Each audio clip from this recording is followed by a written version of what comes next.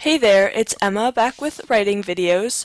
We are still covering AP Language and Composition, and this week we're going to do an overview of the synthesis essay. We're going to give a general overview of what it is and generally how to approach writing a synthesis essay. So like in all of our other essays, the first thing that will happen in a synthesis essay is that you are going to receive a prompt. And the prompt is going to resemble, and in fact it's practically indistinguishable from the persuasive essay prompts. In the synthesis prompt, you're going to be asked to develop a position and then support your position with evidence. So the thing that sets apart the synthesis from a persuasive essay is the variety of evidence that you're going to be asked to use, and that leads into number 2. You will receive a packet of sources, and these sources may include statistics, definitions, pictures, which would include posters or paintings or photographs or any other kind of visual aid, essays, excerpts from longer works, correspondences, any scholarly works are fair game, and then many, many more that pertain in some way to the issue presented. This packet will serve as a portion of your evidence, as prompts will require you to use 3 sources that are provided for you within this packet. And this provided evidence is really what sets the synthesis, again, apart from other kinds of persuasive essays. Because not only are you going to be using the regular persuasive evidence of your outside knowledge, but you're also going to have to integrate or synthesize these sources and integrate them into your argument. So again, you are going to receive 2 things in the synthesis essay, the prompt and the sources, and those are going to inform you for the rest of your essay. As with every other essay, there are a few steps to keep in mind before you even start writing the synthesis essay. And the first involves the prompt. You will receive basically what is a persuasive essay prompt, and the first important step is reading this prompt carefully. As with every other kind of essay, again, it is crucial to writing a well-developed essay that you understand what the prompt is asking. And then, once you've understood what your task is, it always helped me when I eventually sorted through the various sources, it always helped me to develop a position on the prompt before I even looked at my packet of sources. I would approach the prompt as I would a persuasive essay, write out this basic thesis, and then perhaps I would jot down a few examples from outside information that I would use to support this position were it a persuasive essay. The next step in writing the synthesis, or before you start writing the synthesis, is to look over your sources, to read your sources. If you remember from my introduction video on AP Language, you get 40 minutes to write this synthesis essay, as you do every essay. But you also get this extra 15 minutes at the beginning of the FRQ section to read. This little 15 minutes that I crossed out, that is specifically designed for the synthesis essay, so take that time. These sources are going to be used often in conjunction with your outside knowledge, but they must be used to support your argument, so it's important to read them carefully and to understand them.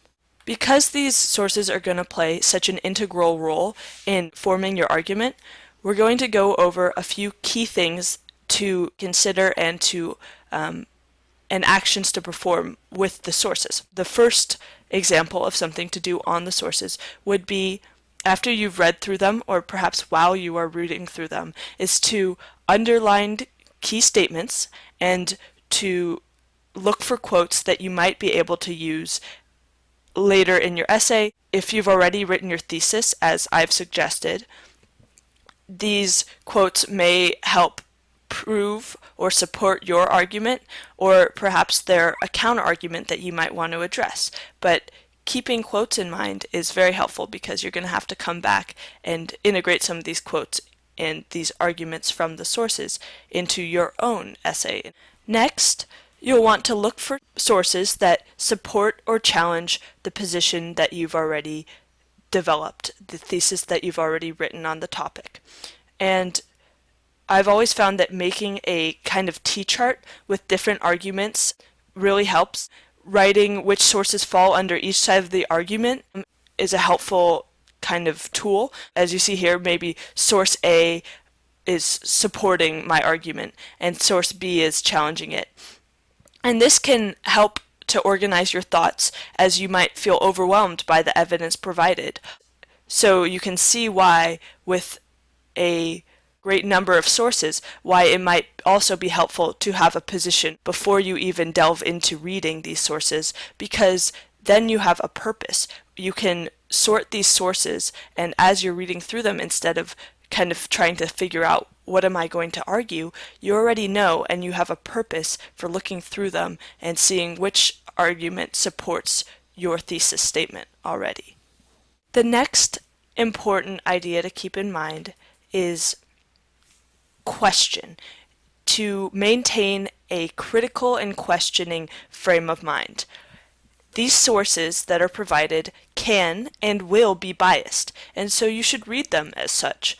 You should be reading with a critical eye and looking for this bias because it's going to be there. You're going to find some sources that support each side of the argument. And that is what the AP intends. They intend for you to have to take these sources and then sort through them and make your argument based on this smattering of different materials. Some questions to keep in mind are, is this fallacious logic? Is this logical? Is what the author saying, is it true or false? Based on your outside knowledge, based on your knowledge of the text, is it simply true or false? Can it be categorized as true or false? On a statistic, you might ask, what caused those numbers? What does this show? Is it biased? And who is the audience? What is the purpose of this source? These will all help you get to the core of these sources. Don't take them for automatic truth, because part of the goal of this class is to reveal and develop your critical thinking skills. And scrutinizing sources like this is a perfect way to demonstrate your ability to think critically. Usually there are enough sources that there is enough material for you to take any position that you create prior to reading the sources. This is, it's just, there are going to be enough sources typically because the AP wants to ensure equal opportunity for people to take different positions. However, sometimes you may come to a roadblock here when you're reading your sources because it's obvious perhaps that one side of the argument is much better supported by these documents. If after reading the sources, it seems like it would be much easier for you to take a different position than you initially wrote down, that's okay too. Writing a thesis before the sources is merely a tool to help guide your way through this thicket of materials. It's not set in stone, and you haven't even started writing yet at this point, so really no harm done. The next thing with sources is to look for connections. There are going to be connections between various sources, and I'd recommend jotting them down on the prompt page. Make a T-chart and draw connections and jot a little note down about how you see two sources relating. This is going to be very important, and we'll go over it a little more in detail later on, but it's going to be very helpful in constructing an original argument and not merely rephrasing arguments that have been presented already in the sources. Finally, on your sources, you'll want to write a quick summary of each source at the bottom of each page. And I know it can sound like perhaps a waste of precious time. You don't have that much time to write your essays. But trust me, it's enormously helpful when you actually get to writing the essay to be able to flip back to each source and have a concise refresher of each argument. And further, they're giving you 15 minutes for the sole purpose of reading these sources. You're going to have enough time to write a quick 1 or 2 sentence summary at the bottom, and it's a very helpful organizational tool. So it looks like we've made it through the preliminary steps to the synthesis essay, which is looking through the sources, reading through the prompt, all the stuff that comes before the writing. Woohoo! We're done with that, and now we are moving on to actually writing the synthesis essay. Congratulations, you've made it this far. So as in a persuasive essay, the first part of any other essay, and this goes for the synthesis as well, is the introduction. And in the introduction, you will want to give some basic background information on the issue presented, and this is where your thesis resides. It's your argument. And again, I would recommend qualifying as much as possible on your thesis statement. If you don't remember about qualifying completely, which is totally okay, I would recommend going back to my persuasive essay overview, and we go into detail on qualifying the while construction, the concession assertion, and it's also on my basic thesis statements video. I think I go into it a little bit. But yeah, so you have your introduction like you do in any other essay. This is how you start a synthesis. As you may know, the introduction then leads into your body paragraphs. And within the body paragraph, this is what we're going to really get into in depth. We're going to discuss body paragraphs more completely than any other part of the essay because it's really where the synthesis differentiates itself from a persuasive essay. So, of course, the first part of a body paragraph is the topic sentence that relates to one specific point in your thesis. Next is some context for the evidence that you are about to provide, or some context for the more specific part of the thesis that your topic sentence introduced. So the next part is the part where the synthesis starts to deviate. It's the evidence. So the evidence can be a quote from a source, it can be a summary of a source, if it's a graphic or statistic or piece of art, those can all be summarized. Even the word-oriented sources can be summarized, or it can come from outside information like you would use in a persuasive essay. The thing is, you have to use at least 3 sources from your packet. And so where in an essay, a persuasive essay, you don't have to cite your sources really. In the synthesis essay, if you are using any information from a source within the packet, it's crucial that you cite it. Otherwise, your essay score will suffer. They will dock you points for not citing your evidence. So there are a few ways to cite. Each source is going to have a little box at the top of the page that looks something like this. It's going to have the source description, like the letter, and then it's going to have a little kind of works cited. Here, let's say the source is from this, perhaps an essay called Alliteration, and I want to use this quote. Paul prods plump people pouring Peter's porridge. Peter should be capitalized. I apologize for that appalling grammatical error. But the point here is that when you use this quote, you would either put the author's last name, Poe, directly after the quote, or sourcey. Either one works, but you definitely need to have some sort of citation there, and these two are acceptable on any AP.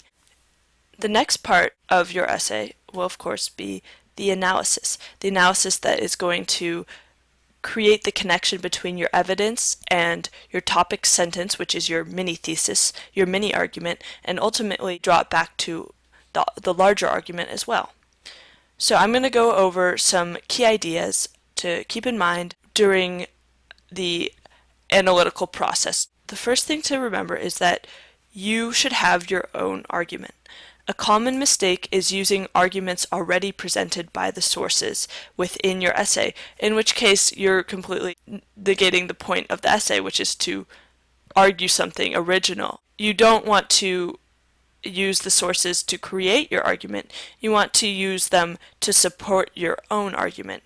And your analysis should really tie your evidence to your topic statement, like I said, and which ultimately comes back, like everything else, to the thesis. Next is the idea that there is going to be evidence provided for you that supports the opposing argument. And using these opposing sources in a paragraph or two that address the counterpoint can greatly strengthen your argument.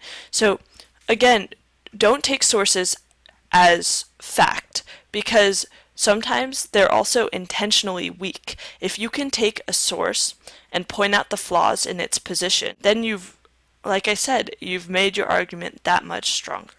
Next, on a statistic or a graph, take what you can from it. You'll often be able to interpret them in a variety of different ways. They're often open for interpretation. Almost all the graphs I've seen have been able to support my argument because I've been able to twist the data to fit what I'm trying to prove. And we'll see more of this when I go over my made-up example in a little bit. Finally, we will talk about connections. It can be difficult to differentiate between an original argument and the source's argument. And so I've found this tool immensely useful, and this tool is basically the name of the essay, synthesis. And more specifically, as we've talked about before, it's really exploring these connections that you've made between sources. And I'll go over a quick example that I've made up right now to kind of demonstrate how I might go through some sources and how that would translate to creating connections in a real synthesis essay. So here in my hypothetical synthesis prompt, I'm being asked basically to argue for or against a dress code. And this is what I would perhaps do before anything else, before even delving into any of the sources. I would write out a thesis, a kind of basic idea of what I would argue if I didn't have any sources, if it were just me writing my persuasive essay. So my thesis might look something like, while a dress code may provide administrators with an easy way to assuage angry, opinionated parents, ultimately the dress code is wildly biased against females who should be able to determine their attire for themselves. So this is how I feel about the dress code already. And now maybe I have a few ideas in mind. I'm thinking about the dress code at my own school. I've read a lot of articles about dress code controversy recently with students not being allowed to wear leggings in class. So I'm keeping those in the back of my mind, and I might even jot those down on my paper. So now I'm ready to go into the sources. Let's say I've read through my sources, and these are kind of like the summaries of my sources that I've written at the bottom of the page. Let's say source 1 describes how the dress code reflects the professionalism that will be necessary in the outside world for males and females alike. It prepares everyone for their future in jobs, again, sorry for the comma, and concerns everyone. It really is equitable in its audience and in the people who are affected by it. Then on my T-chart that I've made over here, I have a pro-dress code and an anti-dress code side over here. So perhaps I might put source A in pro-dress code because I realize that that source is arguing that the dress code is really helpful and it promotes professionalism. Though that's not my argument, it's good that I have this. This T-chart can be very helpful in just organizing all your sources. You have source B, and let's say source B is a graph that looks like this, and on the bottom it has different districts with two schools, one with dress code and one that does not enforce the dress code. And then they have average scores on some kind of standardized test that's out of 800. And here I look at these test scores, and the understanding that I get from this graph is that there are similar star scores. I chose California standardized test for no reason. I don't even know if it's out of 800, but they have similar standardized test scores with or without the dress code. So with that interpretation of this source, this graph, I might put source B under the anti-dress code source. That will help my argument against the dress code. Third, we have an excerpt from a feminist club letter to the administration that denounces the dress code. And one of the quotes from it that perhaps I've underlined is campus age shout slurs at girls whose dress does not comply with the dress code. So now maybe I'm realizing, oh, this is, they're shaming girls, and so that would be a source for my argument against the dress code. Now, source D is the idea that I've already summarized it. Girls who break the dress code distract the boys.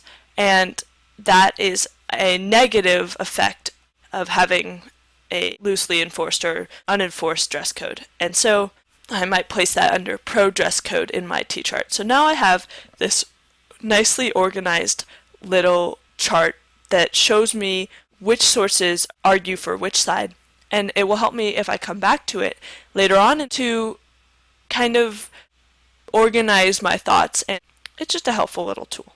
So now I've looked through all my sources. Here they are, A, B, C, and D, and I have equal amount of sources for each side of the argument, so I feel like I have enough to support my argument with these sources, and also I have some outside information.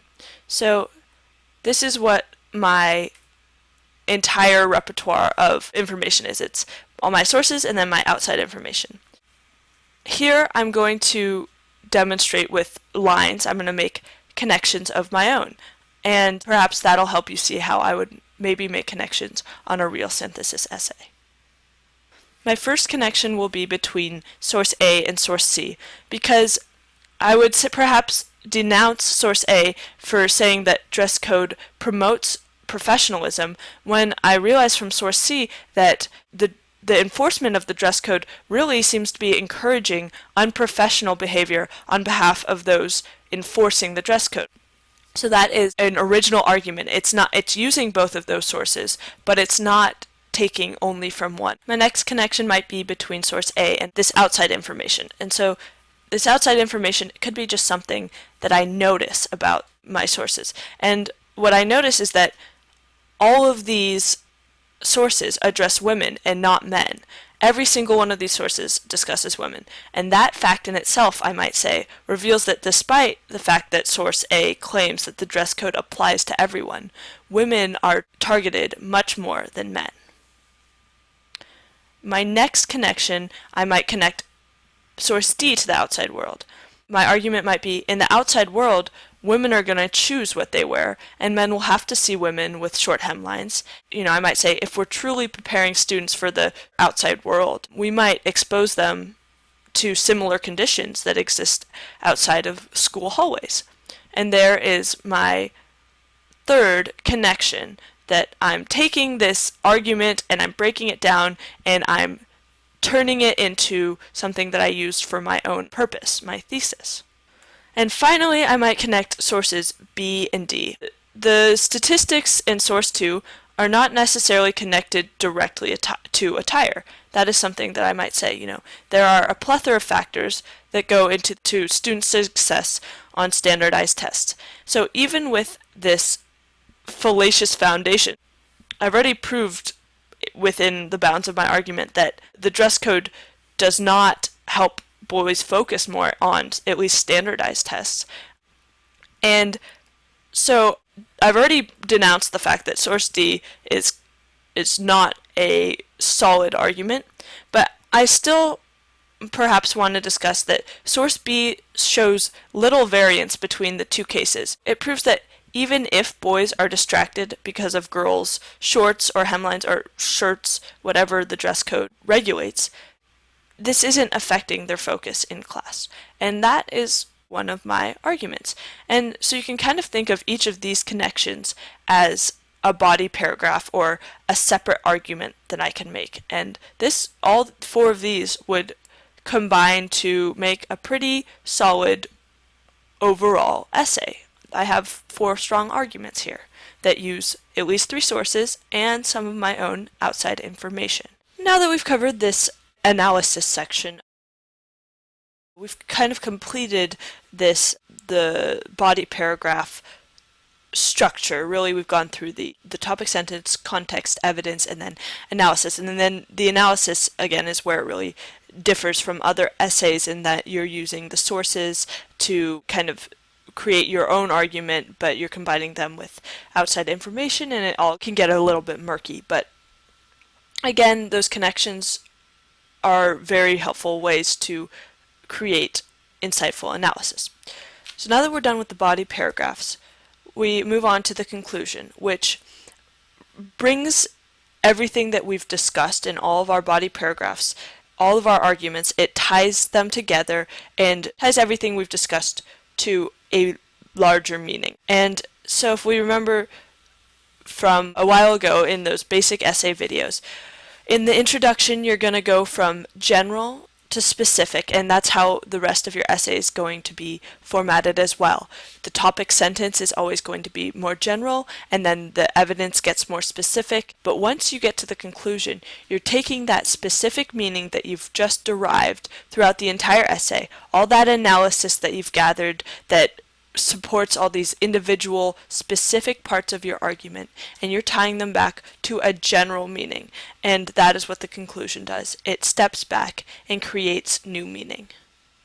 There are a few things that are the most crucial to take away from this video. They would be, firstly, that you are making your own argument. Secondly, this kind of relates. You must use some evidence provided to support your argument, but it does not create your argument. Your argument is founded in your own synthesis of the sources and your own outside information. Your argument is a combination. It is not created by the evidence. It is supported by the evidence. And finally, connections are A, helpful, and B, downright good. I'd say finding those connections is the key to the synthesis essay. And so really we've reached the end of our synthesis video. This has been an overview, and I'm going to try to get a specific essay prompt in as well in one of the upcoming videos. I'll try to go over one of the prompts on its own. Yeah, so I hope this was helpful, and good luck writing your various synthesis essay.